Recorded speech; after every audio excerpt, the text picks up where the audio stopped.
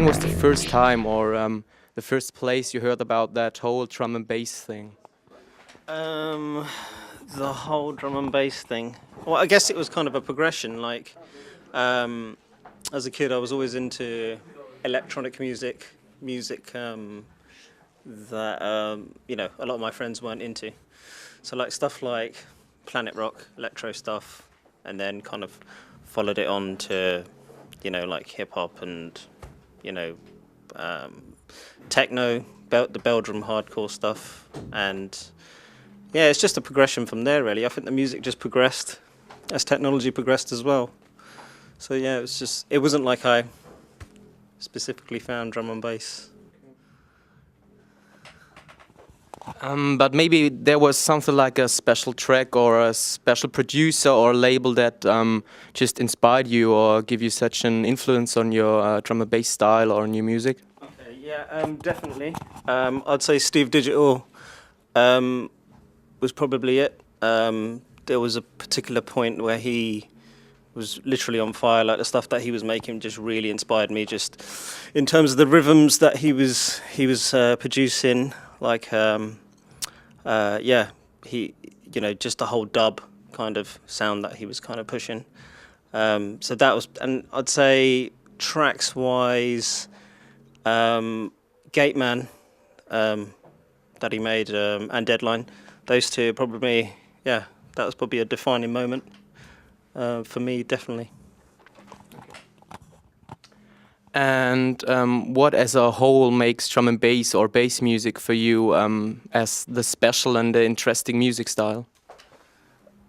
I think what makes it really special is that it, you know, it represents the whole spectrum, like, you know, from top to bottom.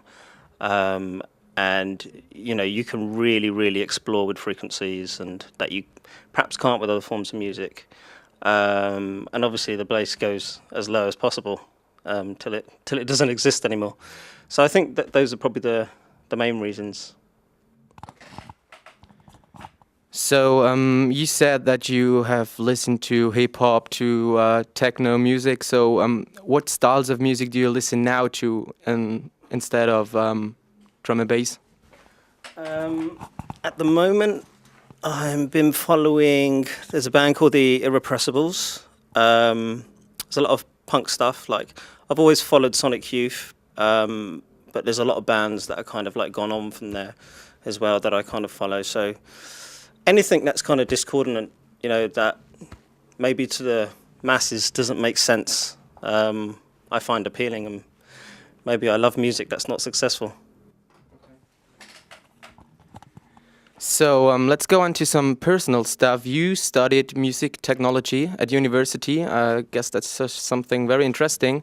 And what do you think, in which way does that give you an advantage or maybe something like an influence of your way of producing?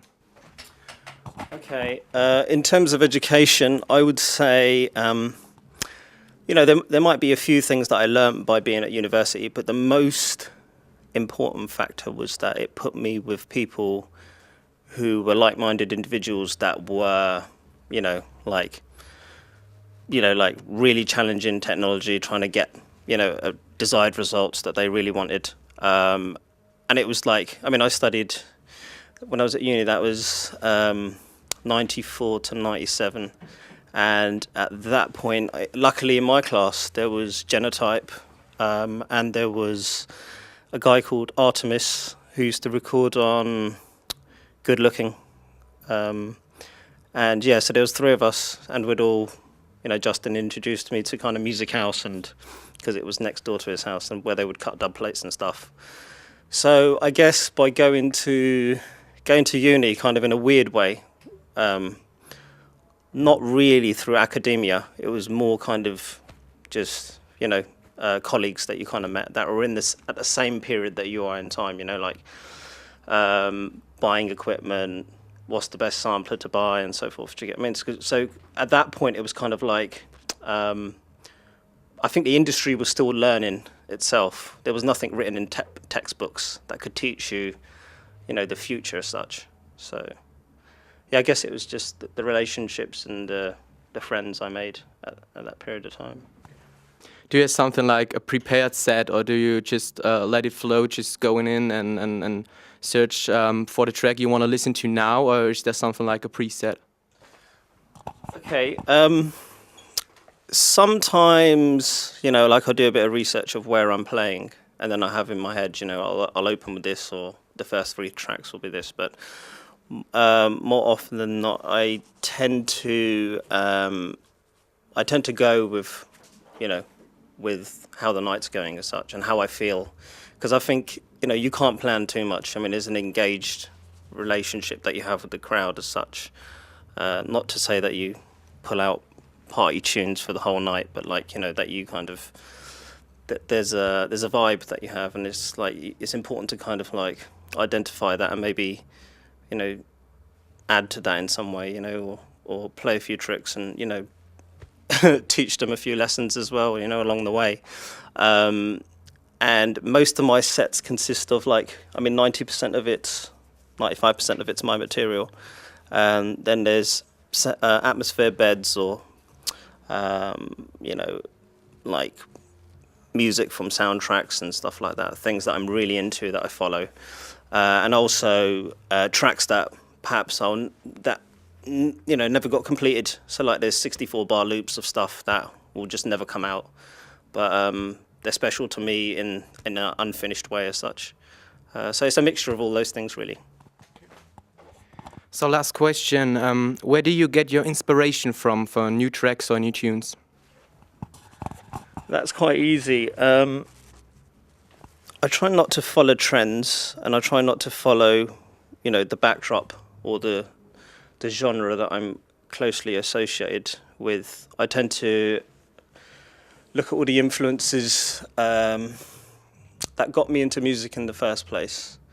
And also, I'm really kind of influenced by different mediums, whether they be theatre or film, you know, orchestral stuff as well, movements, political movements, you know, fascist regimes, whatever, you know, like it all plays a part. So it's not just a case of notes; it's a case of a feeling, you know. Like I've always, I guess, with each track, I always want to try and create a movement, you know, like it's a message, it means something. It's not just reason and a couple of beats and bass, you know, there's something more and personal that, you know, it can be an experience that I've had, it can be something that I'm not happy with, you know, the bill was too high last week or something, you know, like it could be anything, you know, like any one of those things. So thank you very much, and I wish you a lot of fun tonight.